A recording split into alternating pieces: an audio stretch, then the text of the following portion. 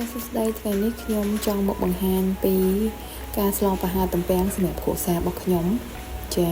អញ្ចឹងយើងមានប្រហុកមានត្រីចាសាច់ជ្រូកច្រាំជាមួយនឹងបន្លែខៀវរបស់យើងមានស្លឹកបាសផ្ទីស្លឹកងប់ចាហើយនឹងននោរបស់យើងចាហើយដាក់ខ្ទិះដូងសម្រាប់ទំពាំងរបស់យើងគឺមុននឹងយកមកស្ងោរគឺយើងត្រូវច្របាច់អំបិលជាមួយនឹងអង្ករអញ្ចឹងឲ្យវាអស់ជាតិហាងហើយគឺយើងយកទៅលាងទឹកឲ្យជ្រះអំបិលអញ្ចឹងបើយើងយកមកស្ងោរងាស់វារៀងយូរបន្តិចដែរចាបន្ទាប់មកគឺយើងដាក់ប្រហុកហើយយើងដាក់សាច់ជ្រូកចូលសម្រាប់សាច់ជ្រូករបស់យើងគឺយើងដួសទឹកស្លហ្នឹងយកមកដាក់កូរបន្តិចមកកុំឲ្យពេលដែលយើងចាក់ចូលក្នុងឆ្នាំងទៅវាមានដុំណាចាអញ្ចឹងបន្ទាប់មកគឺយើងដាក់ស្លឹកគ្រៃដុំស៊ុបអំបិល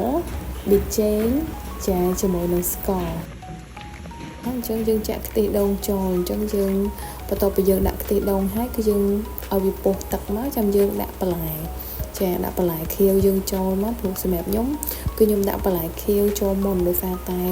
បើមិនយើងដាក់ត្រីចូលមុនយើងកូរច្របល់ទៅគឺយើងបែកសាច់ត្រីខ្លាំងហើយអញ្ចឹងសម្រាប់ខ្ញុំដាក់បន្លែខៀវចូលមុនឲ្យសពបសិនចាំយើងដាក់ត្រីចូលយើងដាក់ឲ្យពុះមកពុះទៅគឺផុយទាំងត្រីគឺផុយទាំងបន្លែអញ្ចឹងណាចា